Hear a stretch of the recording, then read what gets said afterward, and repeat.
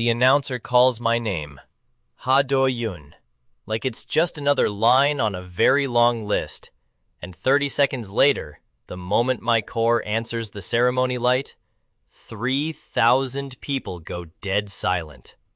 Then somebody in the back starts laughing, and within 5 seconds the entire auditorium is laughing with him. I'm standing center stage with my arm inside the scanning beam, and above my head, projected 40 feet tall for every student, every teacher, and every parent in the building to see, is a status window that shows absolutely nothing. No color, no rank letter, no number, just gray static flickering where every other student got gold light, or silver, or at the very worst, a dull, respectable bronze. Someone screams, "Null!" and the word rips through the crowd like wildfire. I know exactly what that word means. Everyone does. A NULL Core doesn't get placed in a fracture response unit. It doesn't get a rank badge, a stipend, or a future. A NULL Core gets a one-way train ticket to the dredge, the frontline meat grinder where the academy sends the students it has already given up on. I'm 16 years old, and in about 4 minutes my life is officially over. Here's what nobody laughing at me right now understands. In 10 years, every single one of them is going to wish they'd looked away instead. 12 hours earlier, my mother pressed both of my hands between hers at the kitchen table and told me she didn't care what color my core turned out to be, as long as it wasn't the one that ends with a train ticket. "Your father believed in you before you could even walk," she said, which was the closest she ever came to talking about him out loud. "Whatever happens tomorrow, that doesn't change." I told her I wasn't worried. I lied to her face, and she let me, because that's what we do for each other in this house. We pretend the worst outcome isn't the most likely one. 2 guards in Academy Black step onto the ceremony stage before the laughter even dies down. One of them grabs my wrist like I'm already cargo. Nobody bothers arguing on my behalf, because nobody argues for a null. That's when Jin Taeho, top rank of our year, gold core, the kind of talent that gets its own highlight reel, decides my humiliation isn't finished yet. He shoulder checks me hard enough that I stumble into the guard's grip.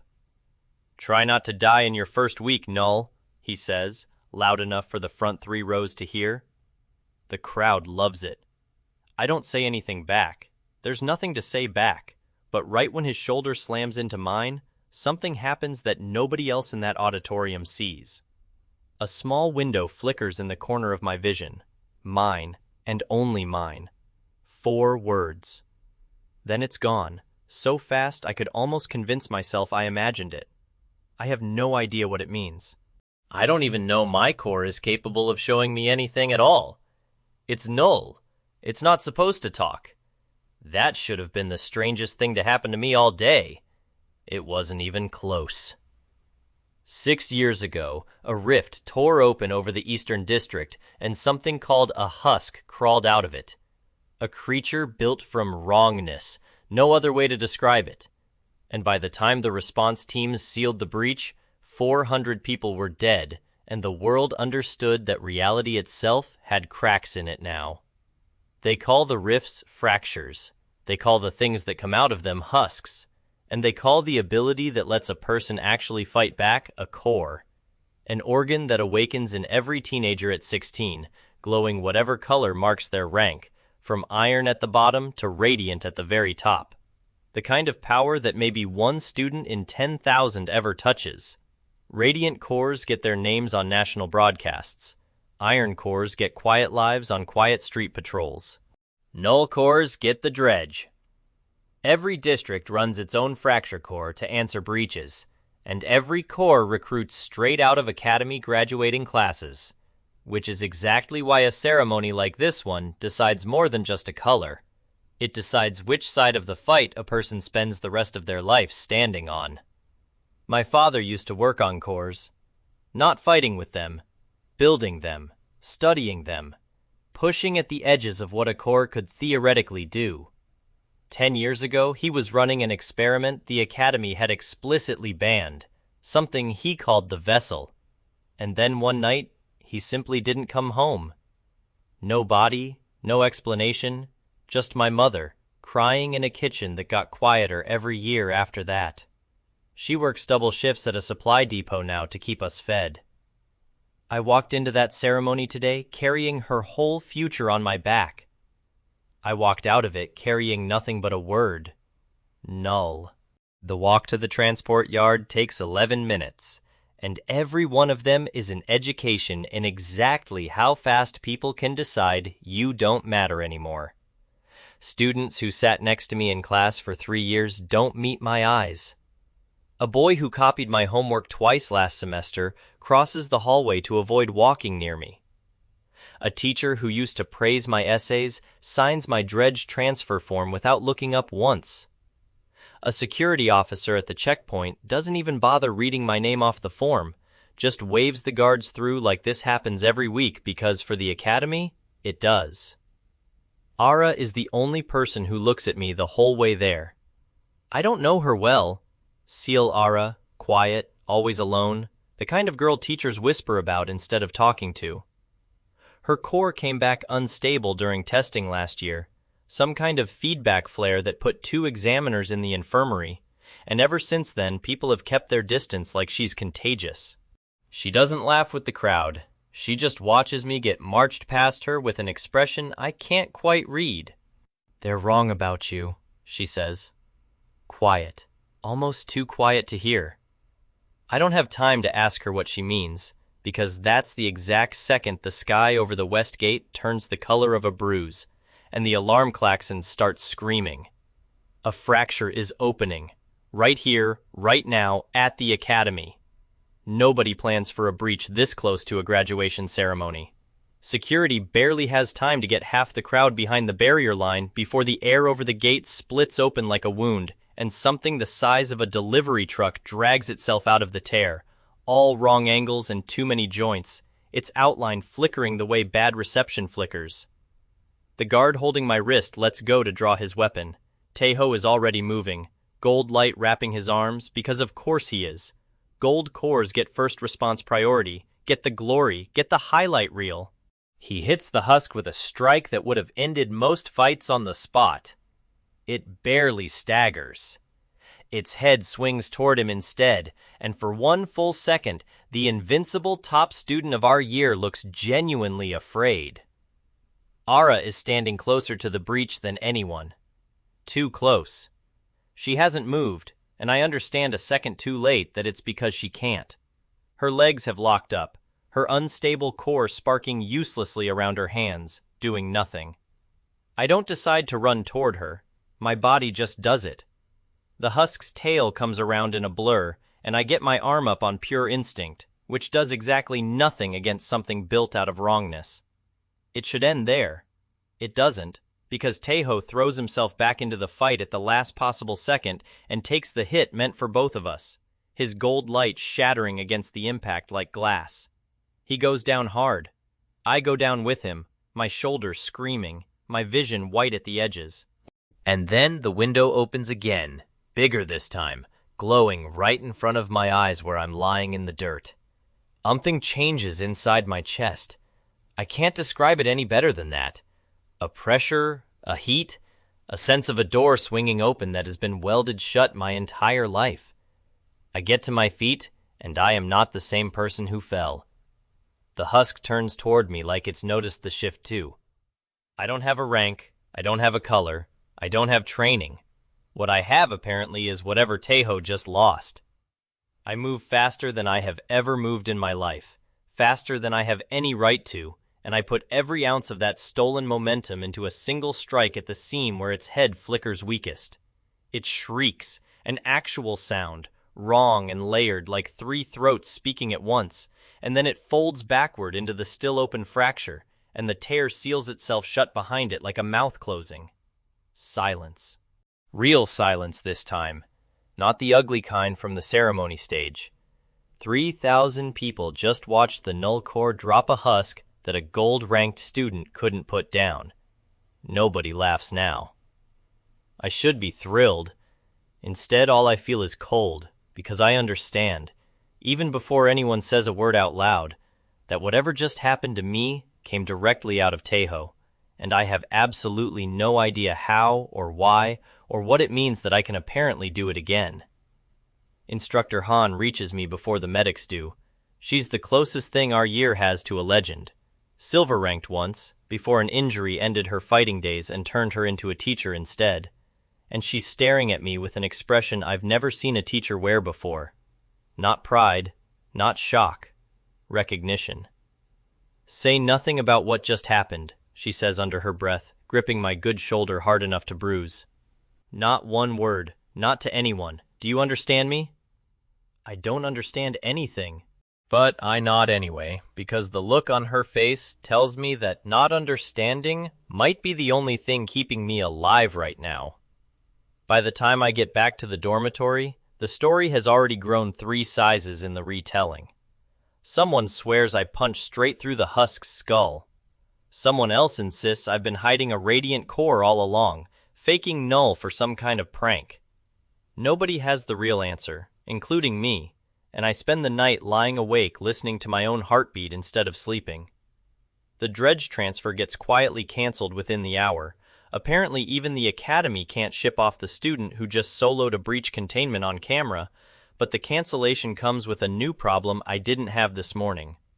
Taeho wakes up in the infirmary 2 ranks lower than he tested at 3 days ago. His gold light doesn't come back right. Doctors call it core fatigue, a temporary dip from overexertion, the kind of thing that resolves itself in a week or 2. I know better, because I felt exactly where that missing percentage went. It went into me. I sit alone in the cafeteria the next morning out of habit, expecting the same empty table I've had all semester, and instead find 3 separate groups of students angling for the seat across from me, asking careful, testing questions about what it felt like, whether I'd always been holding back, whether I'd consider a training partnership before rank placements start. Ubin watches from across the room and says nothing to me at all, which is its own kind of answer. None of it feels like acceptance. It feels like people recalculating exactly how useful I might be to know. Instructor Han pulls me into an empty classroom that night, locks the door, and finally says the thing I've been too scared to ask out loud. Doyun, your core isn't null, she says. It never was. It's something I haven't seen work in 10 years, not since the man who built the prototype disappeared. My whole body goes cold. You knew my father. I worked with him, she says. He called it the vessel, a core that generates nothing on its own, but every time someone genuinely harms you, humiliates you, underestimates you enough to come at you for real, it pulls a fraction of their growth potential out of them and hands it to you, multiplied. The angrier they are, the more talented they are, the bigger the theft. Why does it only work sometimes? I ask, thinking of years of small cruelties that never showed me a single window. Because it isn't triggered by unkindness, she says. It's triggered by genuine conflict. Someone attacking you, someone testing you for real, someone putting actual force behind hurting you. A shove on a stage barely registers. A husk trying to kill you registers a great deal. Why did the academy ban it? I ask. Her jaw tightens. Because your father built it to stop something. And 3 days ago, someone with a very specific interest in vessel cores requested your full ceremony footage, off the record, before the ink on your null classification was even dry. That's when the open loop I've been ignoring all day finally snaps taut. Somebody already knew what I was before I did. I spend the next 2 nights testing the theory in secret, alone in the old training annex nobody uses after curfew, sparring against the practice constructs the lower years use for basic drills. Nothing happens. The constructs aren't real enough, aren't hostile enough, and the window stays dark no matter how hard I let them hit me. Ara offers to spar with me the second night, gentle, careful, pulling every strike. And the window stays dark for her too, no matter how many times we try, because she doesn't actually mean any of it. It confirms something I needed confirmed. This isn't about pain, it's about intent. On the 3rd night, a senior named Ubin, 3 years above me, iron-ranked, bitter about it and looking for someone smaller to take it out on, corners me in the annex and decides a null makes an easy target. He swings for real. It works. Small, almost nothing, but it confirms exactly what Instructor Han told me. Intent matters, force matters, and rank doesn't matter nearly as much as how much someone actually means it. Ubin leaves rubbing his hand, confused about why the hit didn't land the way it should have.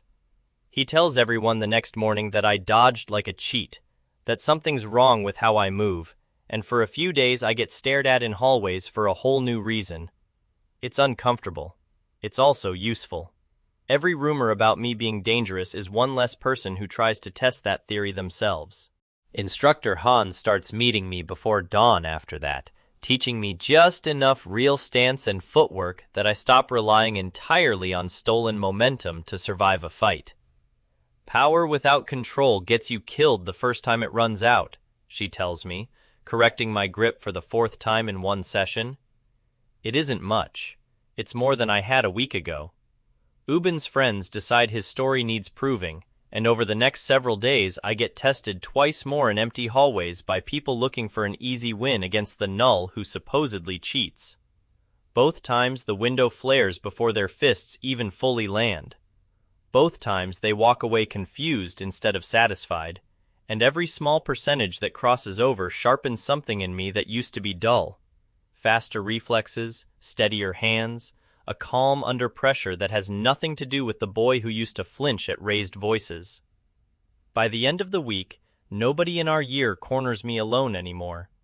Era finds me outside the dormitories a few nights later, sitting on a stone wall I've claimed as mine because nobody else wants to be near the null who apparently isn't null anymore. She sits down without asking, which I've come to learn is just how she operates. They pulled my core scan files last year, she says, staring straight ahead instead of at me. After the feedback flare. I only found out because a friend in records let it slip. Somebody higher up than a teacher wanted to know exactly how unstable I was, and exactly how fast. Who? Director Mok, she says, and the name lands like a dropped weight. Director Mok Gowon doesn't run classrooms. He runs the entire Academy's Fracture Research Division, the man whose face is on half the recruitment posters in the district, the man 3,000 parents trust with their children's futures. He's the one who signs off on every dredge transfer, Era says quietly. Every single null classification for the last 4 years has gone through his office personally before it's finalized. Nobody ever asked why a research director cares about the weakest students in the building. I ask why she's telling me this now, and her answer is the first thing anyone has said to me in a week that isn't laced with fear or pity. Because you're not weak, she says, and I think he's known that longer than you have. Instructor Han confirms the shape of it 2 days later, in pieces, careful, quiet, clearly terrified of being overheard. She slides a small data shard across the desk toward me. My father's handwriting scanned onto it, fragments of a research log she kept hidden for a decade rather than handed over. He didn't vanish chasing a breakthrough, she says. He vanished after he found out exactly what the vessel prototype was really being built for, and he stole the only working copy before Mok could weaponize it at scale. That copy is sitting inside your chest right now. I ask the obvious question, where is he now? I don't know, she admits. Nobody does. The official record says he died in a lab accident. I've never believed it, and after tonight, neither should you. One line on the shard stops me cold before I even reach the rest of it. My father's handwriting, cramped and fast, like he wrote it in a hurry he didn't expect to survive. If the vessel works as intended, it can only ever slow what he is building. It cannot stop it alone. Whatever comes after me will have to finish what I couldn't. I read it 4 times before I understand he might have been writing that line directly to whoever inherited the core after him. He might have been writing it to me. What was he building? I ask. Mok. What is Genesis?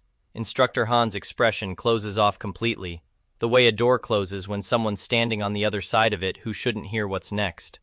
I only ever heard the name once, she says. I was never supposed to hear it at all. Don't ask me again until I have something real to give you. We try the archive room 3 nights later, the 3 of us, looking for anything with Mock's name attached to a null file. We're barely 2 shelves in when a light sweeps across the doorway and a hall monitor loyal to the research division steps inside, flashlight raised, demanding to know what 3 curfew violations are doing in a restricted records room. My pulse spikes hard enough that a faint gray flicker crosses my knuckles before I force it down.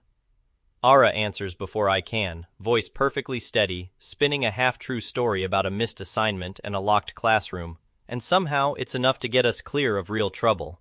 It's enough, though, to see the pattern before we run. Dozens of null classifications over 4 years, every one signed by Mock personally, every one of those students unaccounted for after transfer. The dredge isn't just a dumping ground for students with bad luck, it's a pipeline.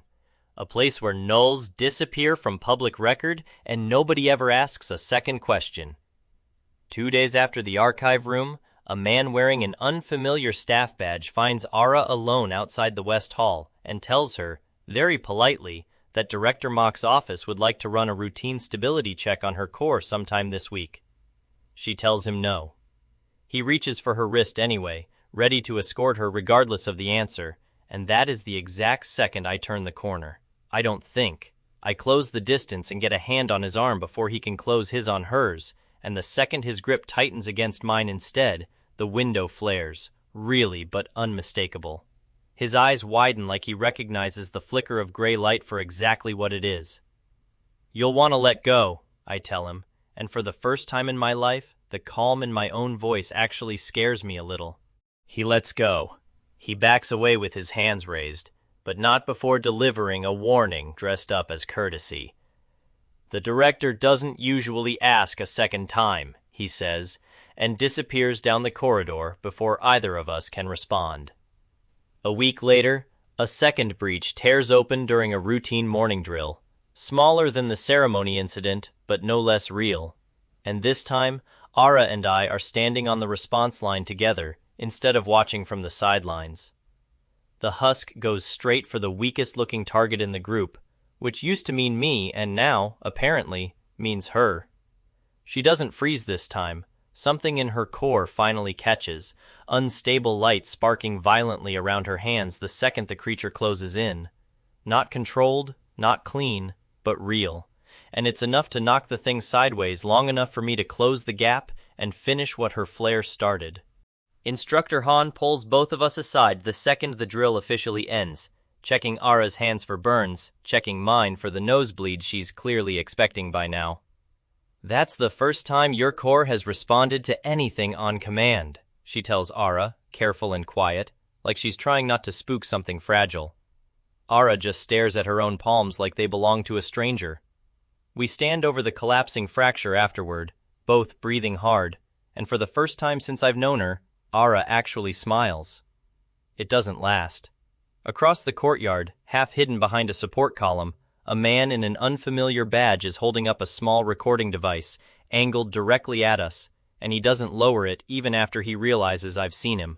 Ara gets close enough during the confusion to catch 3 words crackling out of the radio clipped to his collar before he notices her and turns away.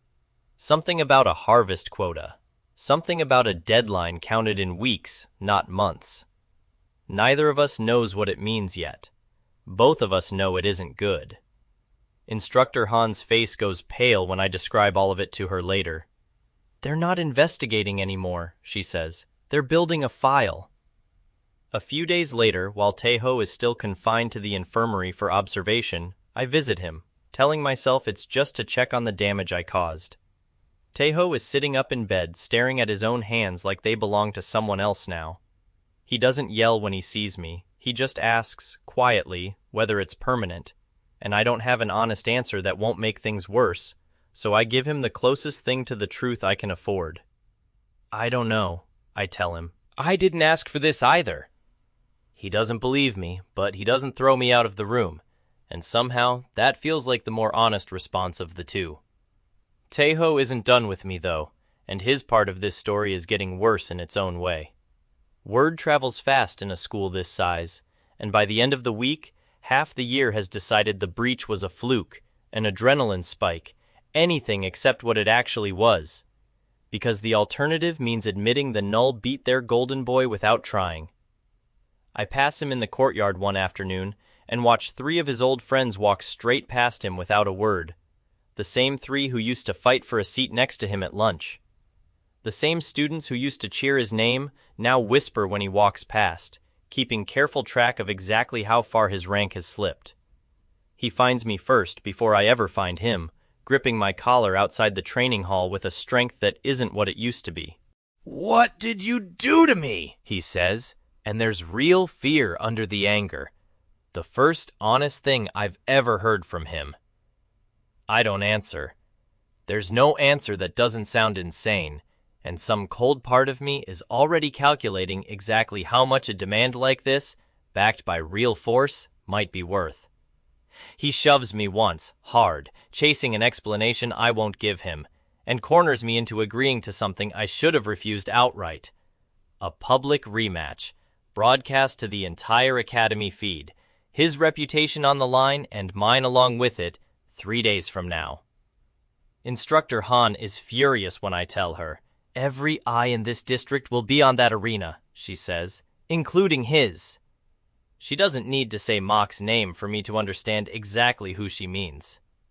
"Then I make it look like an accident," I say. "1 win, nothing flashy, enough to end this quietly." She doesn't believe me, and honestly, neither do I, but there's no walking it back now. Era spends the 2 nights before the match running me through everything she's pulled from the records about how Mock's people watch for vessel signatures, teaching me exactly how much gray light I need to hide, and how much I'm about to fail to hide anyway.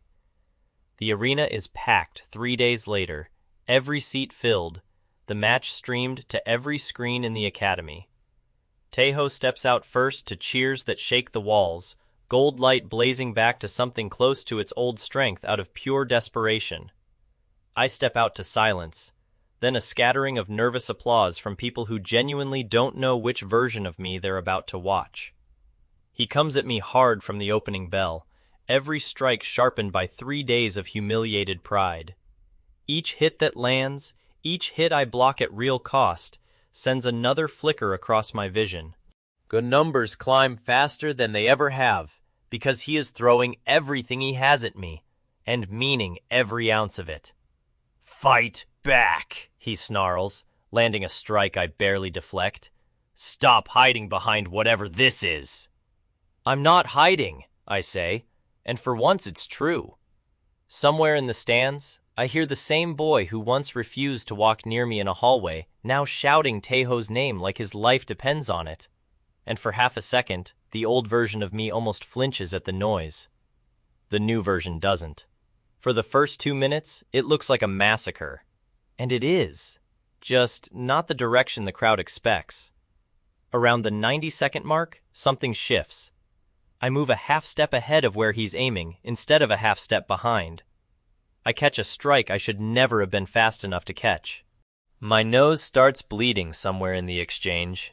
A small warning I don't have time to think about. The first sign that pulling this much, this fast, costs something I don't understand yet. The crowd's cheering starts curdling into confused silence, because the numbers on the display board tracking rank equivalent output are climbing on my side, and nobody up there can explain why. Taeho feels it too. I watch the exact moment his confidence cracks, and he does the one thing a cornered golden boy always does. He stops fighting smart and starts fighting angry, throwing a final strike with everything he has left, screaming my name like a curse. I take it. I take it because taking it is the entire plan. The window flashes bigger than it ever has. Cumulative total, 41.2%. Something inside me detonates outward, and for 1 full second, I am standing somewhere far past where either of us started, my vision doubling, my legs almost buckling under the weight of it before I force them straight. I end it with a single strike, controlled, exact, nothing like the desperate swing that dropped the husk. Taeho hits the arena floor and doesn't get up, and the display board freezes on a number that makes half the crowd go dead silent and the other half starts screaming. Gray light. Not gold, not silver, not any color the Academy has ever officially recognized, is pouring off my arms in slow, steady waves. Nobody laughs this time. Nobody says the word null. A few people in the front row actually take a step back. Ara is on her feet somewhere in the stands, not cheering like everyone else has started to, just watching me with an expression that looks almost like relief and almost like fear at the same time, like she's genuinely unsure which version of tonight she just witnessed.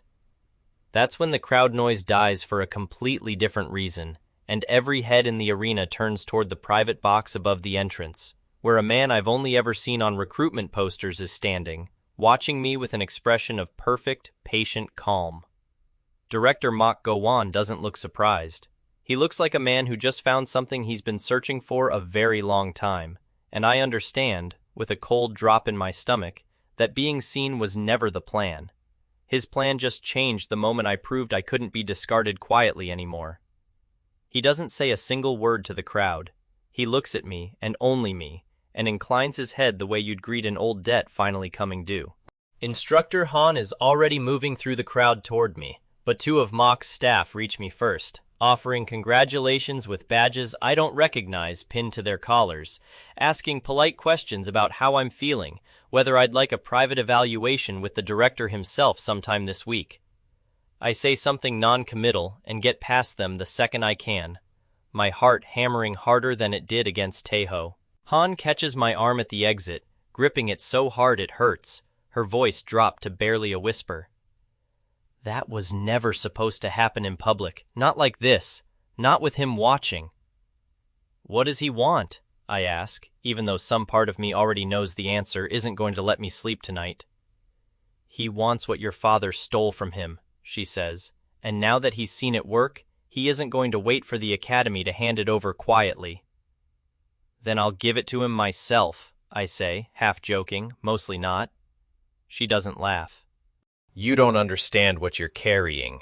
Your father spent a decade running from a man who considers it rightfully his. Whatever Mok wants it for, it's not a trophy. It's a piece he's missing, and men like that don't stop until every missing piece is back where they think it belongs. We're halfway across the West Courtyard when a man wearing the same unfamiliar badge steps directly into our path, polite, smiling, asking me to come with him for a moment of the director's time. I don't like the way his hand rests near his belt. I don't like the way two more of him are suddenly standing behind Instructor Han, boxing us in against the fountain. I'll pass, I say, and try to step around him. He grabs for my arm instead. Real force, real intent, and the window flares before I even finish flinching. He staggers back a full step, genuinely startled by how hard the pull hit him, and for a moment, none of the three of them move at all, like they're recalculating exactly how dangerous I am in real time. I don't wait for them to finish the math.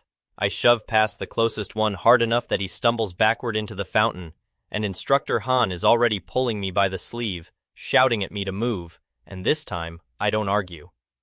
Split up, she tells me at the courtyard gate, pressing something small and cold into my palm without slowing down. A contact chip, her private line, the kind teachers aren't supposed to hand out. Get to your mother. I'll hold them as long as I can. I don't have time to argue with that either, so I just run, and I trust her to still be standing the next time I see her. I don't stop running until the courtyard is 3 streets behind me, and that's when my phone finally buzzes in my pocket. A message from my mother, sent 9 minutes ago, 3 words long. The kind of message that turns an entire district full of shouting strangers into something very far away and very unimportant. Men are here. I don't wait for a plan. I cut through back alleys I haven't used since I was small enough to fit through the gaps in the fences, my lungs burning, the gray light still crawling faintly under my skin from everything I pulled tonight. I reach the top of my street just as 2 unmarked black transports pull away from the curb outside my building, and the front door of our apartment is standing wide open behind them, light spilling out into the dark where no light should be at this hour. The door doesn't creak when I push it open, it just swings, slow and silent, like whoever left last wanted it that way. The apartment is wrong before I even see it. Not destroyed, not smashed. Wrong in the way a room is wrong when someone has gone through it carefully, methodically, with time to spare and no fear of being caught. Drawers hang open in the kitchen, but nothing is thrown on the floor. The couch cushions are shifted a few inches off their marks. The hallway closet stands ajar, coats pushed aside instead of ripped down. "Mom?" My voice cracks on the second syllable. Nobody answers. I move through the apartment room by room, faster each time, my pulse a drumbeat in my ears, and every empty room lands like a blow. The bathroom door stands open on nothing. The narrow hall closet has been gone through and pushed shut again, almost neat, almost polite, like whoever searched it wanted to leave as small a trace as possible. I check under the kitchen table out of pure animal instinct, some part of my brain still 6 years old and convinced that if I look hard enough, she'll be hiding somewhere small and safe, and every second that she isn't makes the next second worse. Her bedroom is untouched except for one detail that stops me cold in the doorway. Her supply depot badge is still hanging on the hook by her bed. She never leaves without it, not once, not in 4 years of double shifts and empty cupboards and pretending everything is fine.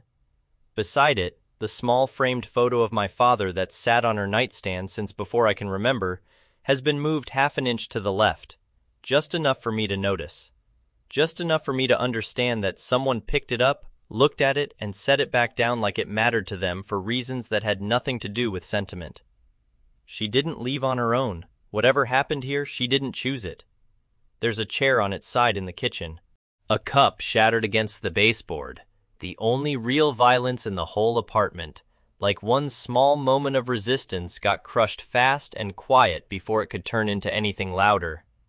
I stand over the broken pieces for a second too long, my hands shaking in a way they didn't shake against Tejo 3 hours ago, in a way they didn't shake against a husk twice my size a week before that. This is different. This is the one thing I never learned how to fight.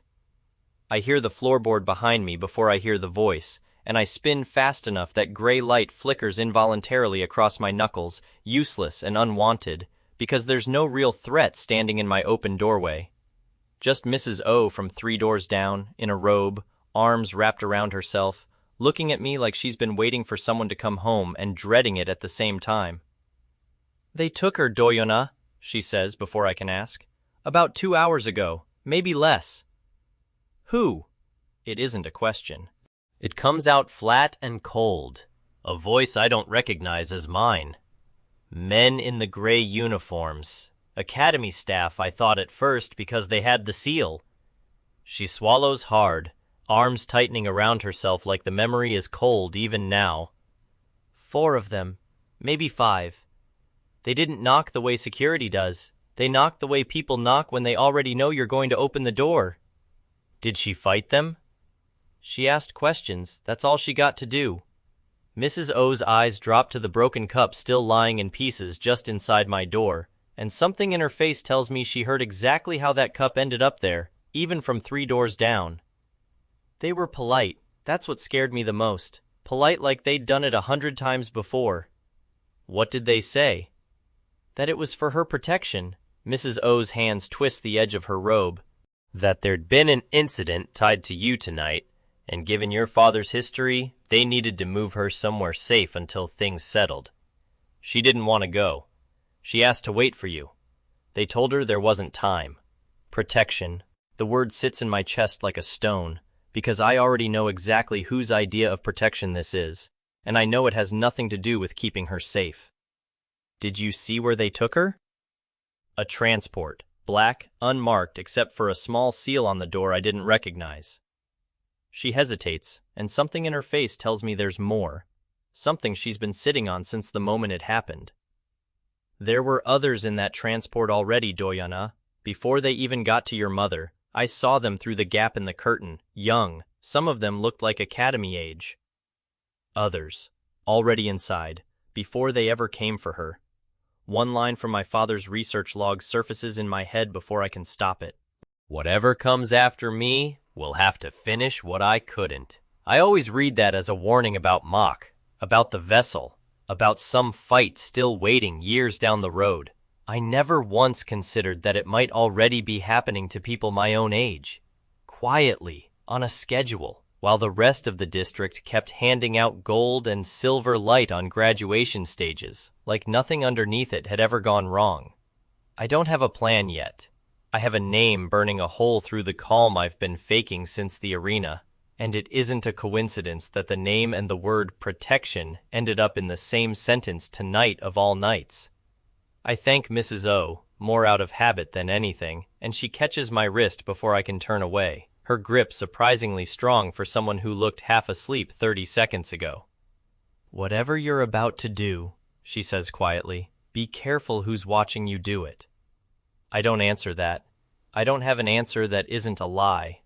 The contact chip Instructor Han pressed into my hand less than an hour ago is still warm from being clenched in my fist the entire run home. I key it against the side of my phone the way she showed me once, fast, in the dark, in a hallway that already feels like it belongs to a different night. It rings twice before she picks up, and when she does, her voice is low, breathless, moving. "Doyun, talk fast and talk quiet. They took my mother." 3 words. The same 3 words that turned tonight into whatever it's becoming now.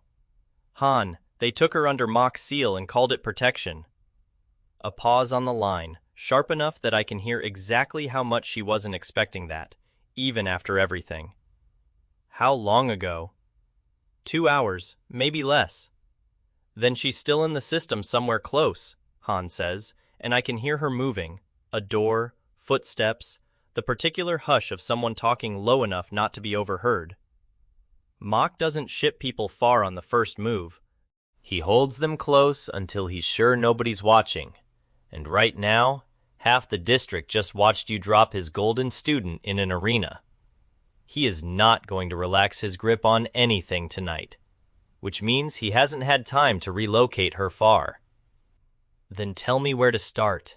There's a sound on her end I can't place at first. Metal against metal, quick and careful. And it takes me a second to realize it's a lock, that she's somewhere she had to let herself into, that whatever she's doing right now to help me is costing her something I don't fully understand yet. "I have someone," she says after a beat that costs her something to spend. "Someone from your father's old circle. Someone who's been watching Mock's off-record movements for years, quietly, from outside the academy because they got out before he could get his hands on them the way he's trying to get his hands on you. I've kept them a secret from everyone, including you, because the fewer people who know a name exists, the longer that name stays safe to use." "Han, my mother is in one of his buildings right now." "I know exactly what that means," she says, and for the first time tonight her voice cracks just slightly, just enough for me to hear the fear under the control. "Give me 10 minutes. I'll have a location. Do not go anywhere alone until I do. Do you understand me, Doyun? Whatever you're feeling right now, it will get her killed faster than it gets her found." "Han," I need to ask it even though I already suspect the answer. "Are you safe?" A short, humorless laugh on the other end, gone almost as fast as it appears. Safe stopped being the plan the second you dropped a Radiant Track student in front of Mock's private box. Don't worry about me. Worry about the next 10 minutes. A pause, softer than anything else she said tonight. "She raised you well, Doyun." "Whatever happens, don't let this be the night that gets wasted." She cuts the line before I can argue, which is probably the only reason I don't argue, because arguing would mean admitting she's right, and I don't have room in my chest for anything except the next 10 minutes. I don't wait inside the apartment. I can't. Standing in a room that still smells like my mother's tea and looks like a crime scene is its own kind of unbearable. So I go down to the street instead, pacing the length of the building in the dark gray light flickering faintly across my hands every time my pulse spikes past whatever line keeps it dormant now. 10 minutes stretches into something that feels like an hour and is probably closer to 6. I keep replaying the 12 hours since this morning like they belong to somebody else's life. A ceremony that ended with a word I'm no longer sure meant anything true. A stage, a husk. A boy 2 ranks lower than he used to be. lying on an arena floor with my name in his mouth like a curse. None of it prepared me for standing on my own street, doing math on how many minutes it takes professional men in gray uniforms to disappear a person who never hurt anyone in her life. She spent 4 years pretending the worst thing that could happen to this family had already happened the night my father didn't come home. I spent 4 years letting her believe it, because it was easier than telling her I could feel, somewhere under the surface of every ordinary day, that the story wasn't finished yet. It isn't finished. It's just started catching up to both of us at once. Ara finds me before Han calls back. She comes around the corner at a jog, out of breath, still in the same clothes from the arena, hair coming loose from wherever she'd tied it back for the match. I don't ask how she knew where to find me. I've stopped being surprised by how much Ada Sol seems to know before anyone tells her. Instructor Han texted me your address 20 minutes ago, she says, answering the question I didn't ask out loud. Said to come if I could get away clean. What happened? They took my mother. Saying it a second time doesn't make it easier. If anything, it makes it worse, more real. A fact instead of a nightmare I might wake up from. Under Mock's seal. Called it protection. Ara's jaw tightens, and something moves behind her eyes that I recognize now, because I've watched it happen to my own face in a mirror over the last week. The exact moment fear turns into something colder and more useful.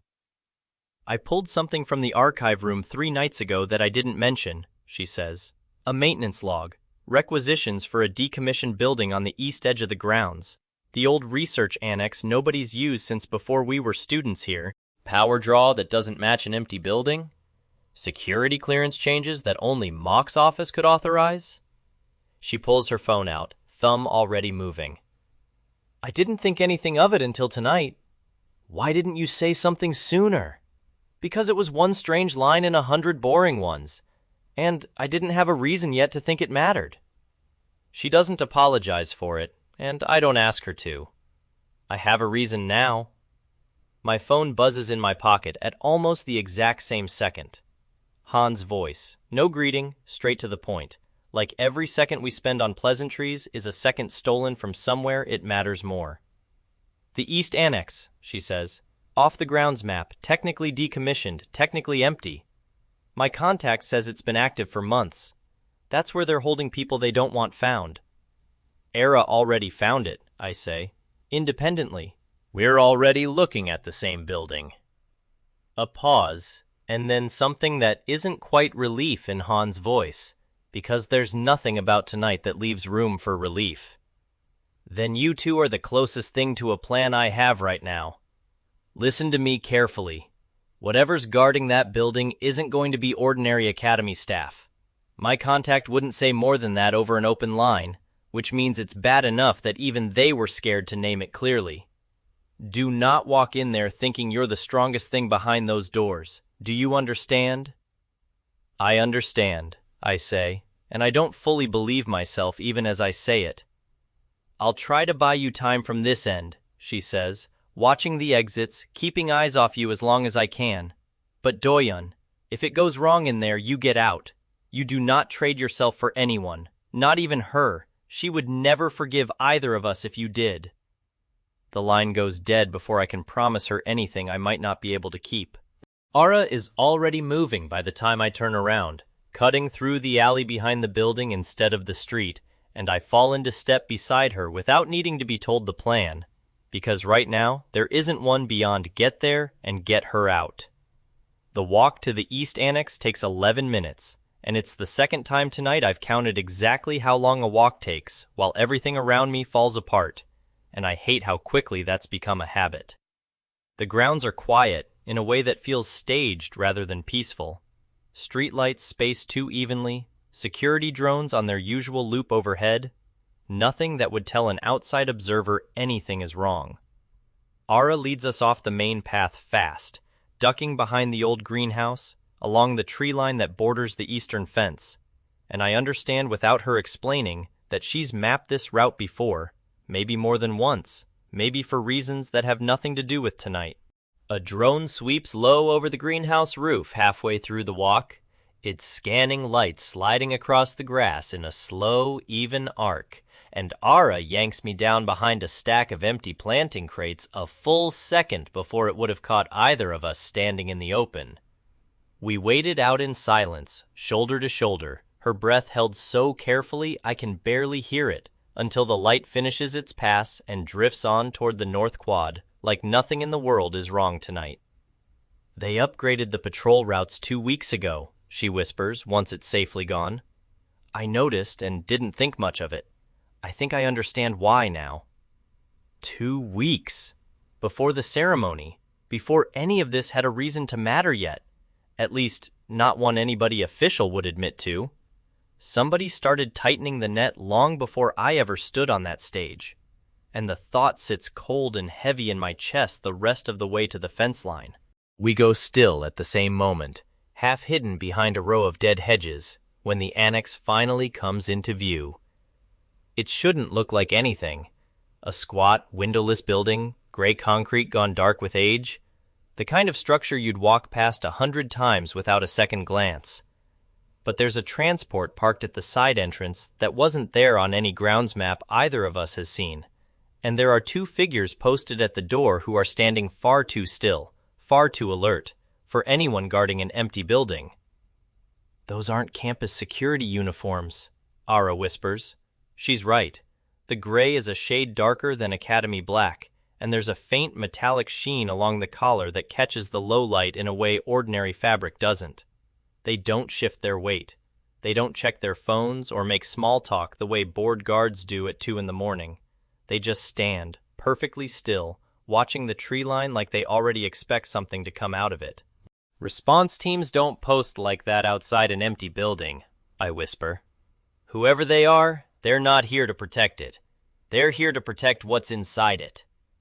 Ara's eyes narrow on the nearer guard's collar. "Then what are they carrying?"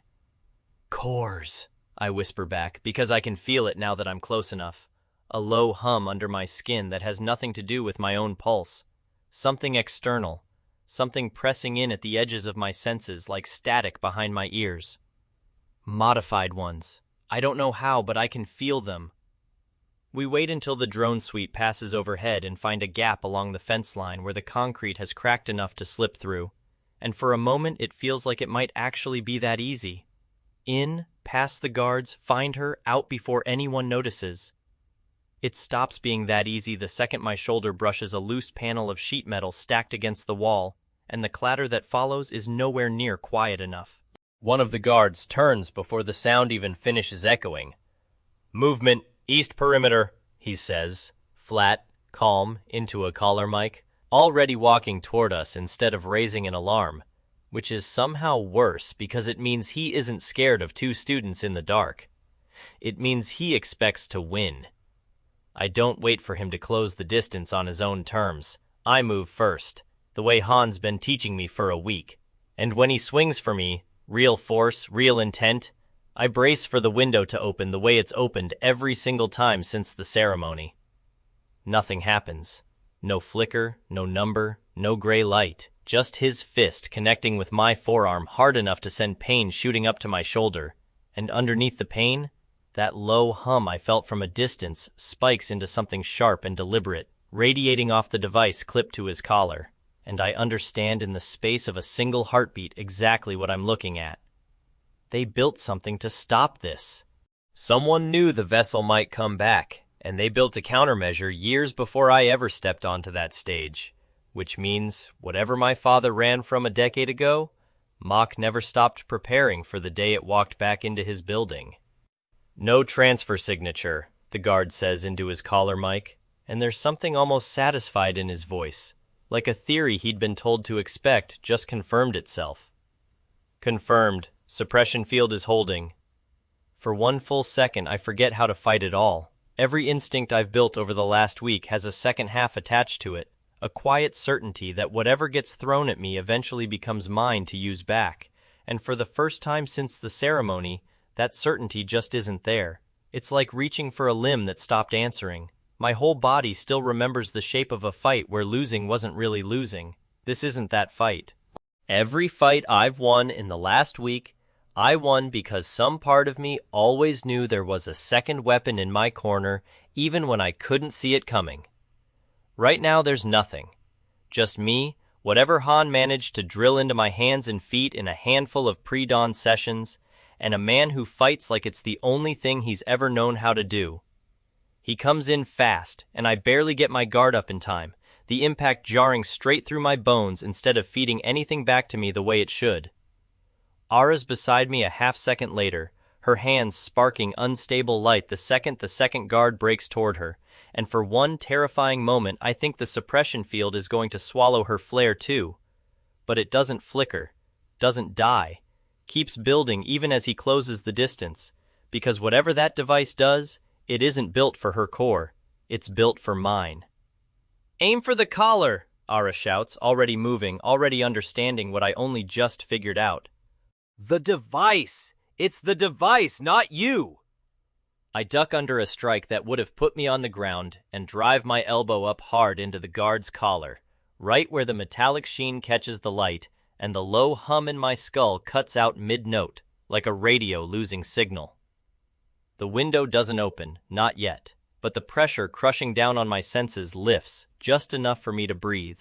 Just enough for the next hit he throws to land somewhere I actually feel start to register. Small, almost nothing, but it's there, and it means the field isn't unbeatable, it just needs breaking first. Close and personal and expensive in a way that costs me skin and blood before it ever pays out. He staggers back, shouting something into his collar that dies half-formed when Ara's flare catches him across the shoulder, unstable and wild and exactly enough. Both guards go down within seconds of each other, and for one full breath, the alley outside the annex is quiet again. I stand over the first one, chest heaving, blood still warm under my nose, and for a second, all I can do is stare at the collar device still humming faintly against his throat, small and gray and utterly unremarkable, the kind of thing you'd never look at twice on a shelf. It shouldn't be able to do what it just did. Nothing that small should be able to reach into the one part of me that's never once failed and simply switch it off. Ara touches my shoulder, quick, grounding, and I realize I've been staring too long. "We move now," she says. "Think later." It doesn't stay quiet. Somewhere behind the building a door slams open, and I count 4 more shapes pouring out of it, moving with the same too calm precision as the first 2, collars catching the same faint metallic sheen.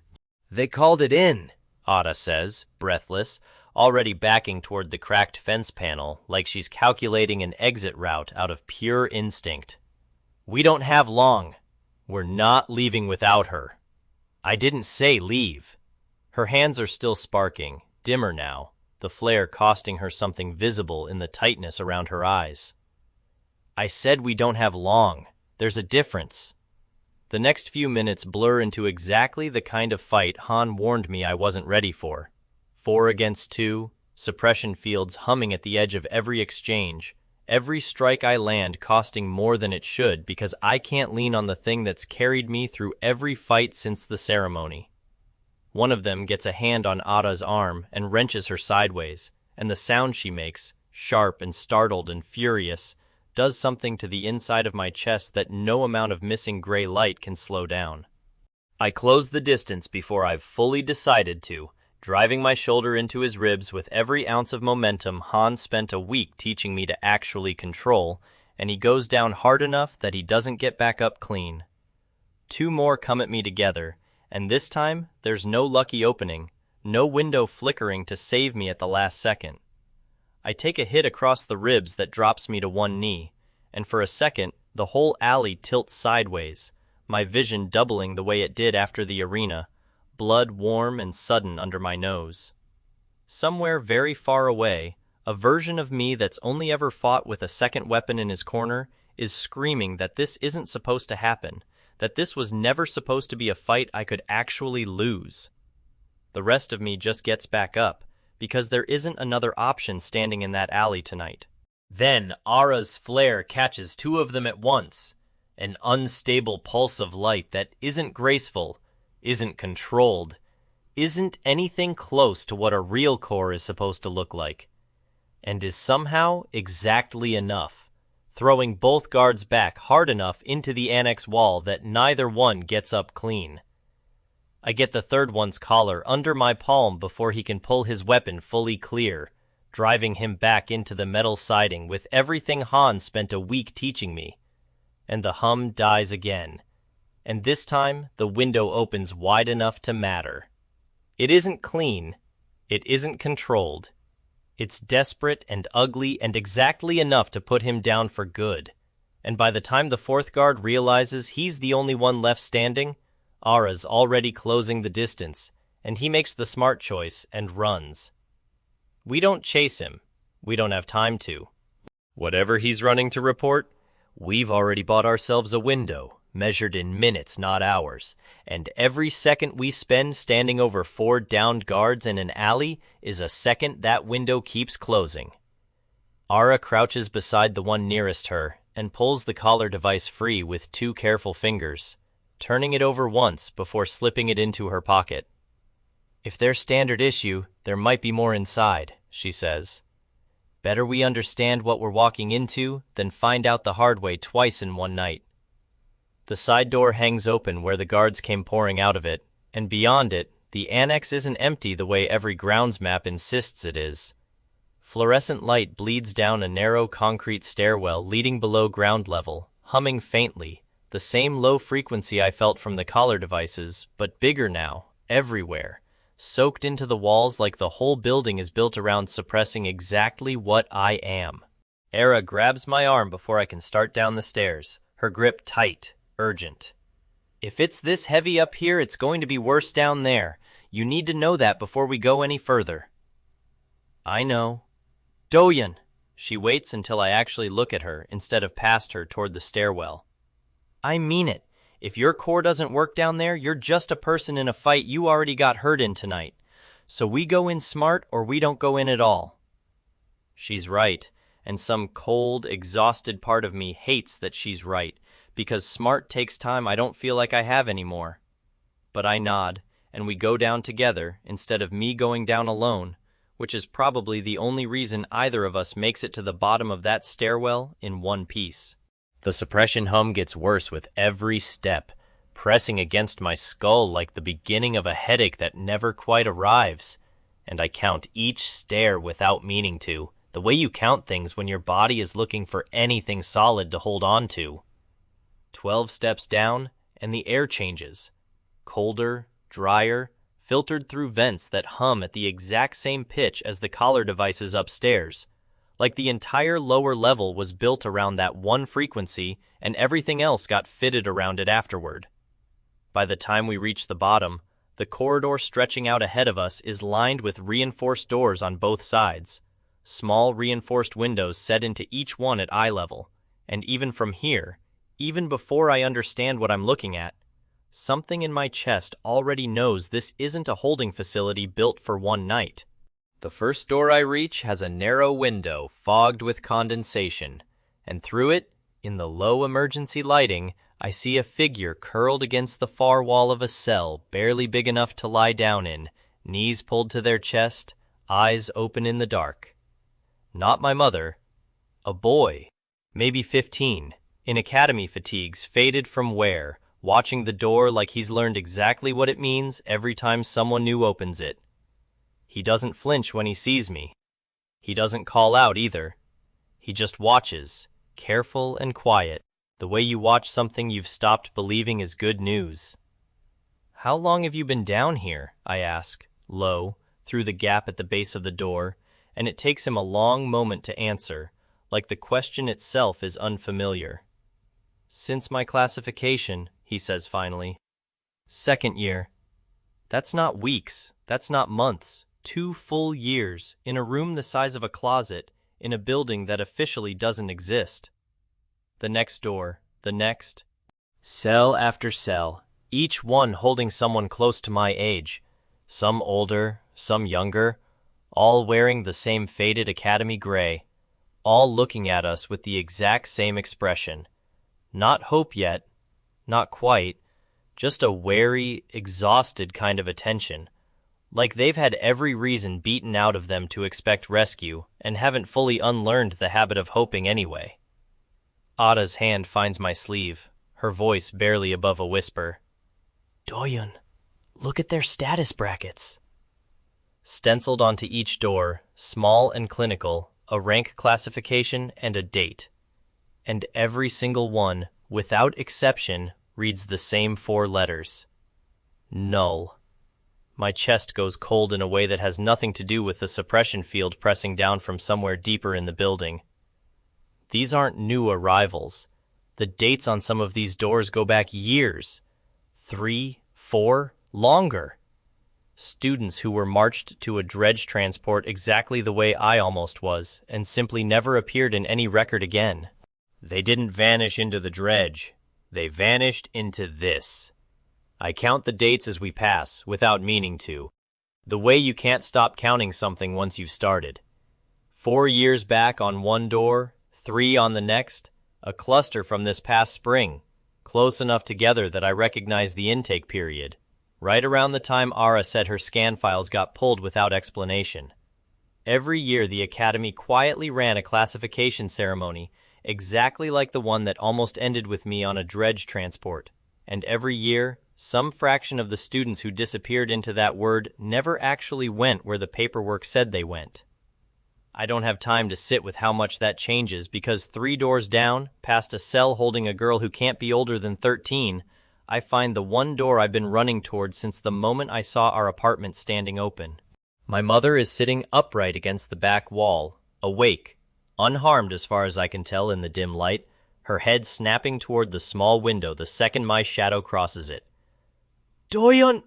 Her voice breaks on my name, relief and terror crashing into each other at once, and for 1 full second, neither of us says anything else, because it feels like no time at all since she was holding both my hands across a kitchen table, telling me it didn't matter what color my core turned out to be, and now, here we both are, on opposite sides of reinforced glass, finding out exactly how much it mattered after all. You shouldn't be here. You need to leave right now before... I'm getting you out, I say, already searching the door for a release, a panel, anything, my hands shaking too hard to be useful.